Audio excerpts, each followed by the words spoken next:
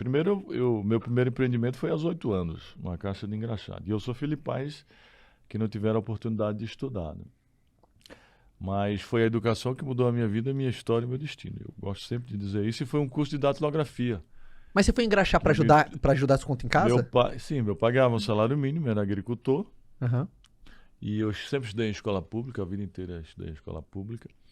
E via meus colegas irem à matinê aos sábados. Uhum. E eu queria ir à matinê, mas não podia ir. Não tinha dinheiro, meu pai não podia me dar dinheiro. Ganhava um salário mínimo. Foi aí que eu via os garotos engraxando o sapato na rua. Eu falei, meu pai, você está dando dinheiro. Aí pedi ajuda a um tio meu. Ele fez uma caixa de pinos triangular. Eu comprei lá a graxa, comprei os equipamentos e comecei a engraxar. E comecei a ganhar dinheiro. Ia à matinê todos os sábados e ainda levava dinheiro para casa. Então aquilo me despertou o dom empreendedor que eu tinha. Porque eu digo no meu livro Arte de Empreender, que eu acho que eu já te dei. Sim, autografado ainda. Que todo mundo nasce com o dom de empreender. Uns com menos, outros com mais. Sim. Se você é de uma família empreendedora, a tendência é você ser empreendedor, porque você segue, a fruta só cai perto da árvore. Sim, né? você está dentro do ambiente ali, né? Você está dentro do ambiente. Mas como eu não estava, eu tinha aquele dom enrustido, né? Mas tinha a vontade, né? Aí quando eu montei a caixa de engraxado e comecei a ganhar meu dinheirinho, aí aquilo aflorou em mim. E aí o empreendedor, por si só, ele é ambicioso. Eu via os garotos da rua ganhando mais dinheiro que eu vendendo laranjas. Eu vendia a caixa de engraxado e comecei a vender laranja de casa em casa. Laranjas mexericas, pocãs, lá em Mato Grosso, lá no Mato Grosso, lá em Naviraí.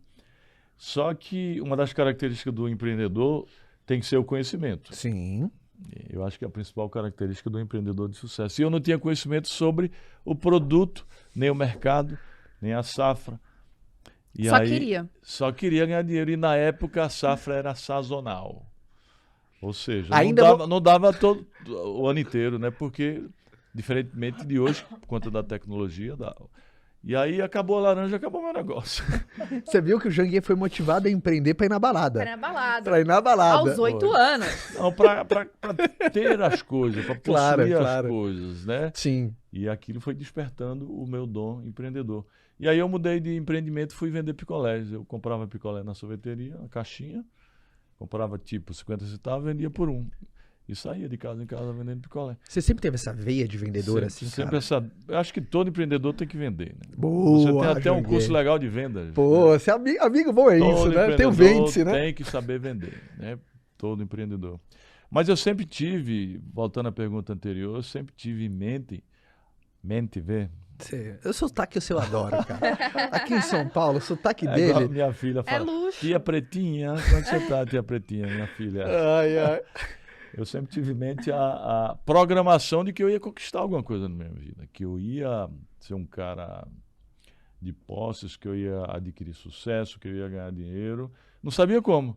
Tanto é que quando eu comecei a namorar com minha mulher, Sandra, estou com ela até hoje, minha atual esposa desde e a única. Que legal isso, cara. Ia fazer 23 anos, ela 16, e aí eu fui visitar a mãe dela, fui conhecê-la, e deitei no sofá assim, veja, todo afoito, ousado, né, metido, autoestima lá em cima, recém-formado em Direito, tinha formado em dezembro e conheci minha esposa em fevereiro e um mês depois já fui conhecer a sogra. Autoestima lá em cima, autoconfiança, achando que ia ser o dono do mundo.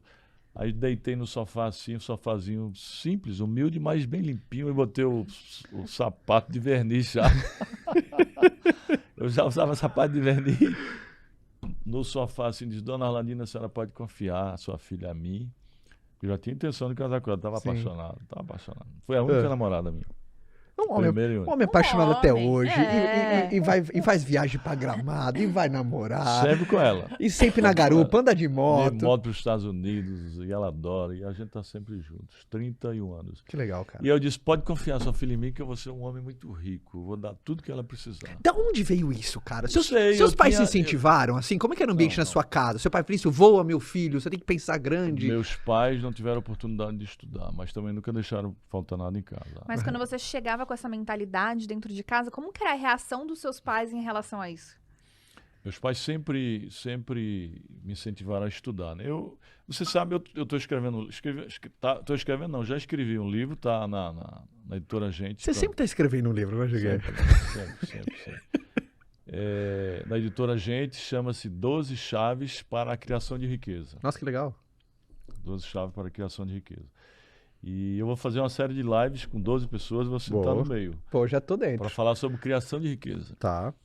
E uma das chaves é a modelagem. Tá.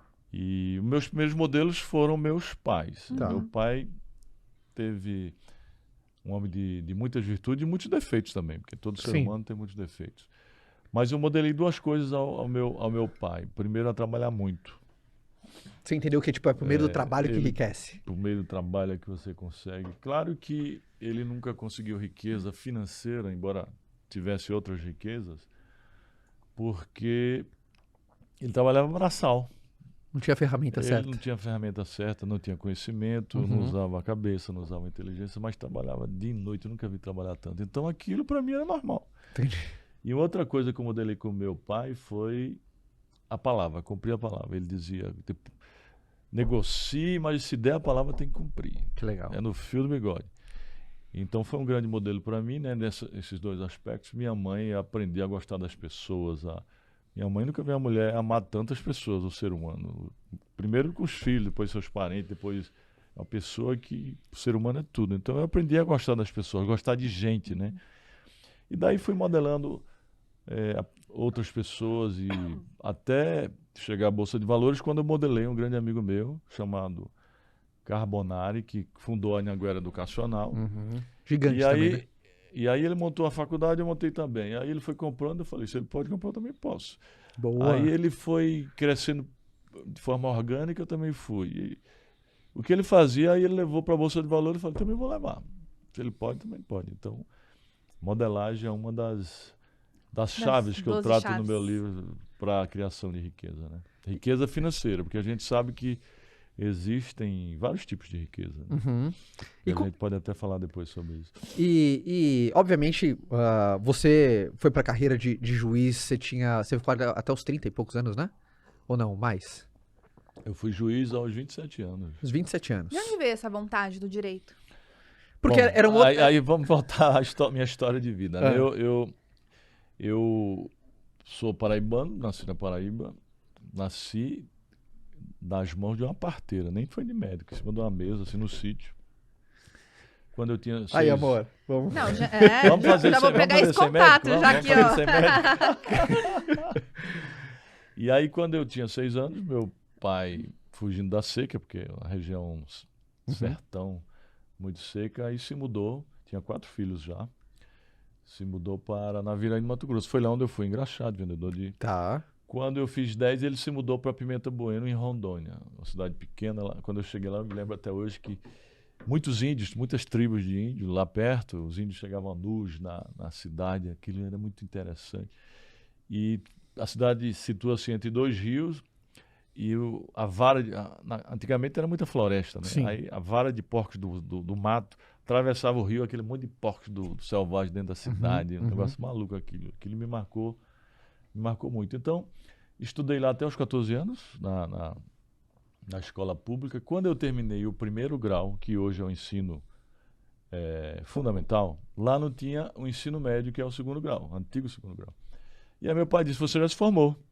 Se formou no primeiro grau, né? Para ele não tinha nem o primeiro grau. Já era lucro. Ele nem o infantil ele teve. Ele foi nada. Né? Sabe... Ele aprendeu a escrever assim, ele sabe escrever assim, meio agarrachado. Sim. Ele diz, eu sei as 4 operações, que é somar, subtrair, dividir e multiplicar. Ele sabe fazer. Mas escrever assim muito e ler assim muito. Sim. E aí ele disse, vamos trabalhar agora, vamos trabalhar na roça. Mas eu queria fugir daquele status quo, né? Eu tinha a mentalidade já de que eu queria mais, né? Que legal, cara. E olhava assim, qual é a única forma? Eu via os médicos, os advogados, os engenheiros, porque na época eram essas 3 profissões. Eu falei, eu quero estudar, eu tenho que sair dessa situação de pobreza, desse status quo. E aí eu falei, não, pai, eu vou embora, eu quero estudar. Aqui não tem segundo grau, eu quero estudar. Eu vou para o Nordeste, que lá eu tenho uns tios, irmão da minha mãe, e eu vou ver se eles podem me ajudar. E siga o seu caminho. Para ele aqui, Quando ele tinha 9 anos, o pai dele morreu. E ele teve que cuidar dos irmãos também com 9 anos. Com de 9 idade. anos, cara. Foi assassinado. O pai Caramba, dele no sertão cara. da Paraíba. Então, para ele aqui, não, cuide da sua vida. Caraca, 9 Com anos. 14 anos eu peguei ele, 9 anos. 9 anos ele tinha cuidado dos irmãos. Dos irmãos. Com 9 anos. A mãe, a sua avó. A mãe é analfabeta do sertão, morava no sítio. Ele era o mãe da casa. E né, ele com 9 era anos. o pai e a mãe da casa. Ele trabalhava na roça para poder cuidar dos irmãos. Caramba. Então, aí ele falou, siga seu caminho. Eu peguei minha mala e me mandei para o Nordeste, sozinho, 14 anos, em dezembro de 79. Tanto é que de Pimenta Buena a Cuiabá era estrada de chão, 900 quilômetros. Como era a época de chuvas, em dezembro, eu passei 4 dias para chegar em Cuiabá, atolando o ônibus, eu me lembro até hoje. Depois peguei o asfalto, aí cheguei lá no Nordeste, aí procurei um tio meu, que era advogado, aí contei a história, ele não me conhecia, ele perguntou se eu sabia fazer alguma coisa. Eu disse que sabia datilografar, que eu tinha feito o curso, a SDFG. Até hoje eu digito assim, porque eu fiz o curso. E ele me deu uma petição manuscrita lá, e eu rapidamente, bateu. Ele, rapaz, quando é que você aprendeu a datilografar tão rápido? Aí eu contei a história para ele, só que eu queria ser médico, agora voltando à pergunta, né? Uma coisa mais... Queria ser médico, mas me apaixonei pelo direito, porque comecei